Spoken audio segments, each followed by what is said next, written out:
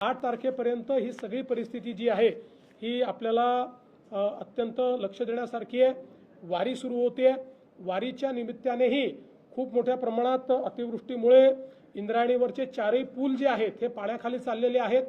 त्यामुळे वारकऱ्यांना ही विनंती आहे, आता वारी 10 तारखेला पुण्यात पोहोचते आळंदी आणि देहूवरनं, तर ती वारी तर आपण तिथे आणू, पण वारकऱ्यांनी आता तिथे न जाता पुण्यामध्येच आलं पाहिजे, कारण तिथे जाणं हे धोक्याचं आहे। त्यामुळे सगळ्या वारकऱ्यांना ही विनंती आहे की मोठ्या प्रमाणात देहू आणि आळंदीला जमा न होता त्यांनी जर पुण्यामध्ये ते आले तर अधिक सोयीचं होईल, किंवा त्यातनं कुठलेही डिझास्टर होणार नाही।